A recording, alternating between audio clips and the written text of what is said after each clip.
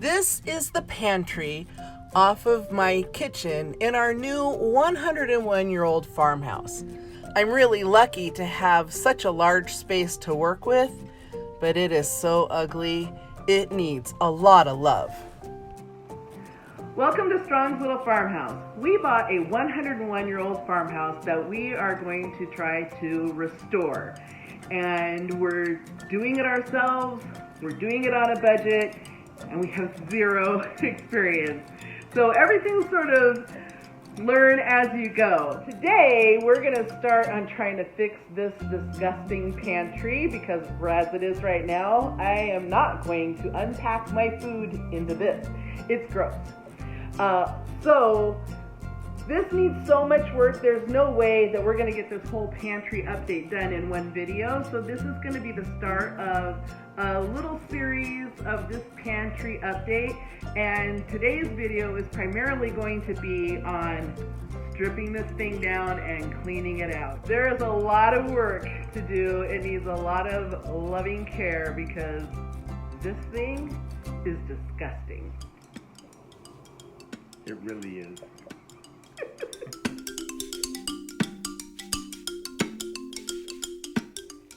I'm super excited because this is all original shiplap from 1920. So if I can, I am going to try to strip this down to the wood and then fix any of the imperfections and then repaint it beautiful.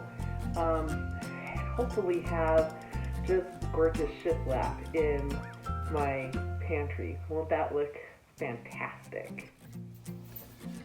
Okay, this is the back side of the door to my pantry. And you can see this 100-year-old wallpaper.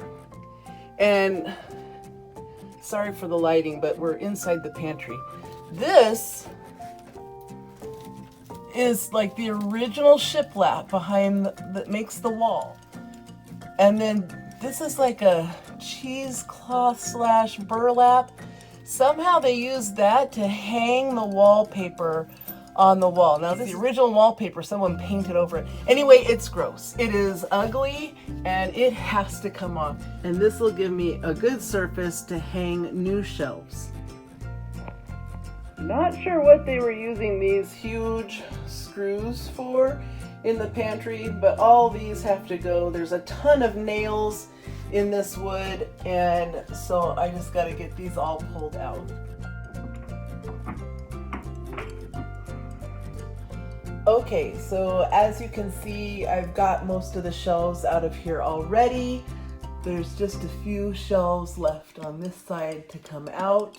The shelves are just filthy and broken and not spaced well. So all of this has to come out and we'll replace it with brand new ledgers and new shelves and it's gonna look great.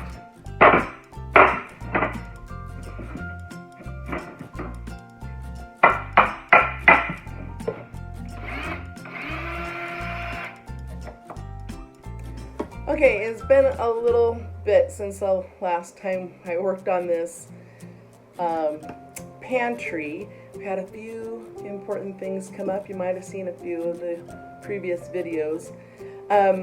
Anyway, back to this, trying to get this done so we can unpack the food into the pantry. Originally, I was going to strip all this paint off of this, and I'm just plain running out of time. So we're putting this red cedar planking in, and this is really great for pantries and closets because it will prevent insects and mice and other critters from getting through to the food. So we're gonna block some of these holes and then put up this red planking. Then we'll be able to get the shelves in and we'll be ready to go.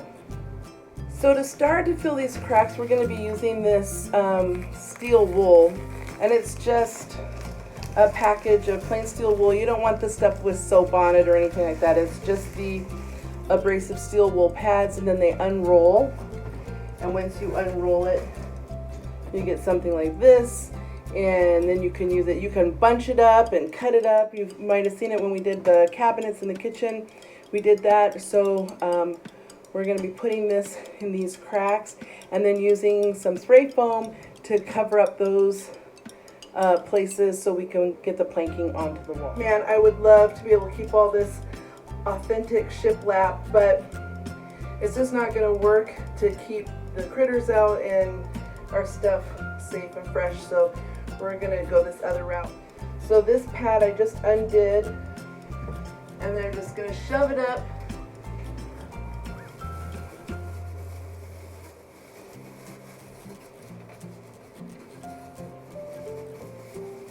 The steel wool, the rats and mice can't bite through it, and other critters don't like the feel of it, so that's what's going to keep them out, and then the spray foam is just going to keep everything in place. So you're just shoving it up in there. Don't over shove it so that it falls away, because then they'll just get under it and come through the crack. You want to fill that crack, and then you're going to cover it with the foam. Mark, are you handy? I am. Can you hand me the nippers to cut this off? Sure. So I've got these nippers that I'll use to cut this where this crack is not wide enough to put the steel wool in. Man, that's not cutting it at all. Okay, stop that. Okay, so I'm using these nippers to cut the steel wool. It's not easy to do, but it does work. You just have to work at it. So you just put that in there, and you might have to like wiggle back and forth a little bit to get it to break free, but there you go. If you know of a better way to cut steel wool, put it in the comments below, and maybe we'll use that on the next project that we have to do. But here we go. Got that cut like that. Okay, now I can put it up in the hole. Okay, just make sure it's all up in there good and past the level of your ceilings and walls, because when we go to put the planking on, it's got to be flush to the top. Okay, so new rule, make sure that you're wearing safety goggles, particularly if you're using steel wool up over your head, because got some in my eyes, and oh, that looks pretty. So safety goggles now, and probably a good idea to wear gloves because it is little fine slivers of metal, so you do not want that in your eye, and you do not want that in your skin. Okay, so if I can see, we're gonna commence with the loading of the steel wool. Do you want me to do it? So your eyes get better? Well, and safety goggles don't help because they're not clear. This is why people, you know, they need to make really good safety goggles. This is why people don't wear safety goggles. They're not comfortable, they don't fit, they don't stay clear. So this is why people avoid them, but wear the safety goggles. Onward and upward.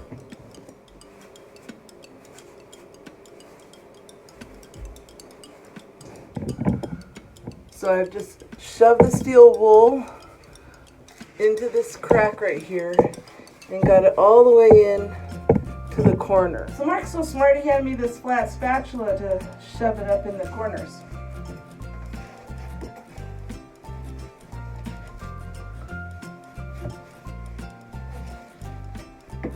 That actually works pretty good. Look at that. Push that one in too far. Nope, not too far. Yeah, I don't like that. I can't feel it, and it shoves in too far, and then it's not blocking the hole anymore. Okay, so Mark spent a few minutes getting the last few nails that I couldn't get out, so the surface is all free from debris and nails and such, and then We wiped it down just a little bit. And now we got steel wool up in the corners. And now Mark is going to put in the spray foam. So the directions on the spray foam say to shake it for 30 seconds, which he's already done. We've got the little nozzle in there already. And so he is going to apply it in the cracks. And here we go. There we go. Nice even bead. And it's just going to expand and hopefully fill in that steel wool. Okay, so Mark got all the foam in the cracks. You can see above me. There we go. It expanded nicely.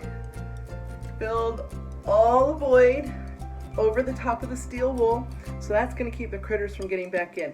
Now it's not tacky anymore 15 minutes later, but in order for us to cut it and go over the top, we need to give it 8 hours to cure.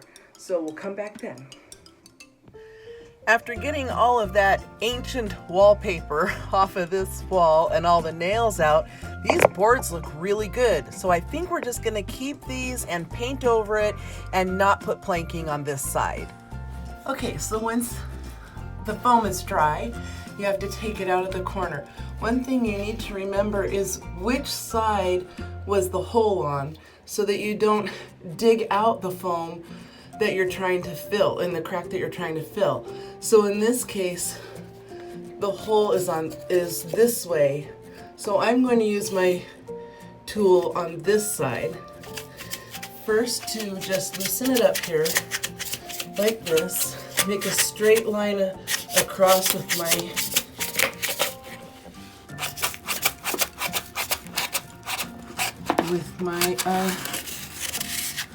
what is this called?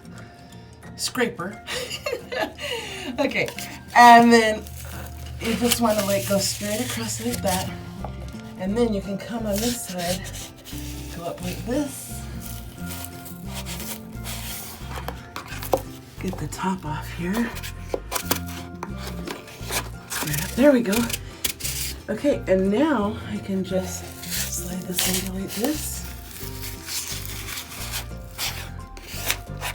And the same on this side. It's a little thicker, so but you can see it's coming out, and the crack is completely filled. All I need to trim that up a little more. There we go, and that's not a real hole. There we go. Shove that back in there.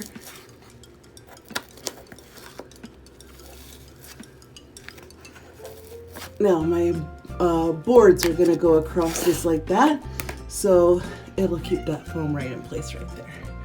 All right, looks pretty good. Now we're ready to put up the paneling. Okay, so we thought we were being so clever by putting the steel wool in and then the foam over the top to hold it in place. Well, the problem is the steel wool stuck better, or the foam stuck better to the steel wool than anything else, and then we couldn't get the foam off of the steel wool. So we ended up having to pull all of the steel wool out of that crack. It came out okay over here because I was able to get the steel wool all the way in and the foam was only touching the boards. But up there where we didn't have as much space, we couldn't get the steel wool all the way in, and then we couldn't cut the foam off of it. So for up there, we're just gonna stick the steel wool back in, no foam, and then the planking will hold it in place. But over here where we didn't use steel wool, here, along the ceiling and this crack, everything came out beautiful.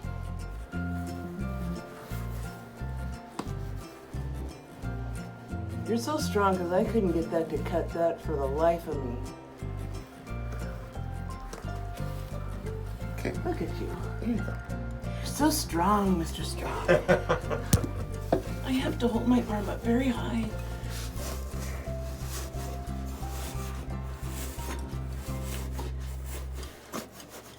Getting the steel wool into the hole is not a problem. That is super easy, especially with the little scraper. Yeah. More steel wool, please.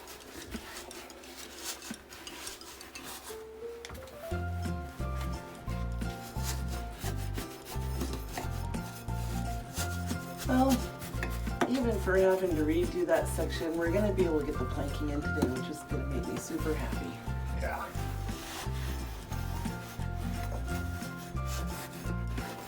There we go. Marvelous.